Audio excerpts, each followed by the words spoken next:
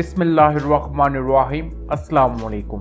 दोस्तों, सूरज ग्रहण और चांद ग्रहण इंसानों के लिए हमेशा से एक पुरअसरार मम्मा रहा है, जिसके बारे में तरह तरह की बातें मशहूर हैं। जिनमें से एक ये भी है कि सूरज ग्रहण और चांद ग्रहण हमला खवातीन के लिए बहुत मनहूस साबित हो सकता है। बड़ी उम्र की खवातीन हमेशा से ताकीद करती हैं कि हमला खवातीन चांद ग्रहण और सूरज ग्रहण के दौरान हरगिज घर से बाहर ना निकलें, घर के काम काज को भी हाथ ना लगाएं और कैंची या छुरी वगैरह या इस जैसे तेज धार आलात को हरगिज इस्तेमाल ना करें। आप लोग जानते हैं कि चांद ग्रहण और सूरज ग्रहण हर साल 2 या 3 दफा होता है और इसके बारे में मुख्तलिफ अकीदे और तोहमात मशहूर हैं, जिनका इस चांद ग्रहण और सूरज ग्रहण से लेना देना कुछ भी नहीं है।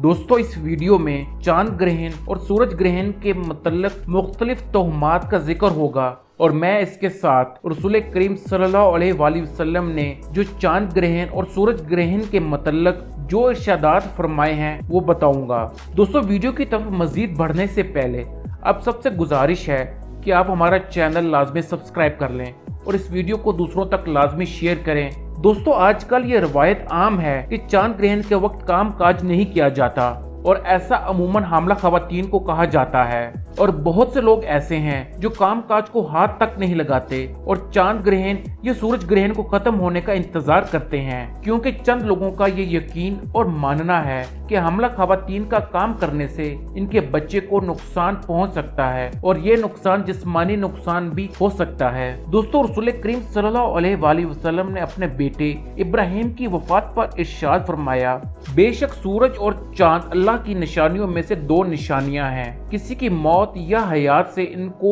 ग्रहण नहीं लगता, लिहाजा जब तुम ग्रहण देखो तो अल्लाह से दुआ करो, इसकी अजमत बयान करो, नमाज पढ़ो और सदका और खैरात करो। क्योंकि दोस्तों, उस वक्त सूरज ग्रहण लगा हुआ था और लोग ये समझे कि शायद इनके बेटे की वफात की वजह से सूरज ग्रहण लगा है। हाँ, मगर दोस्तों, जब भी चांद ग्रहण या सूरज ग्रहण लगता तो रसूल करीम सल्लल्लाहु अलैहि वसल्लम नमाज अदा करते और तब तक नमाज में मसरूफ रहते जब तक चांद ये सूरज ग्रहण खत्म ना हो जाता और रसूल पाक सल्लल्लाहु अलैहि वसल्लम मस्जिद में और घर में रहते।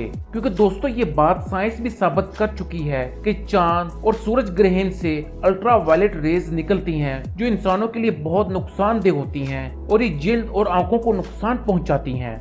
अगर दोस्तों आप लोग फिर भी बोसीदा तोहमात पर यकीन रखते हैं तो आप भी चांद ग्रहण और सूरज ग्रहण के वक्त नमाज अदा करें और खूब सदकात दें, क्योंकि सदकात हर मुसीबत से बचाता है। और दोस्तों, उस वक्त सदकात में सबसे बेहतरीन सदका गोश्त का सदका है। आप लोग किसी भी जानवर का गोश्त सदका कर सकते हैं।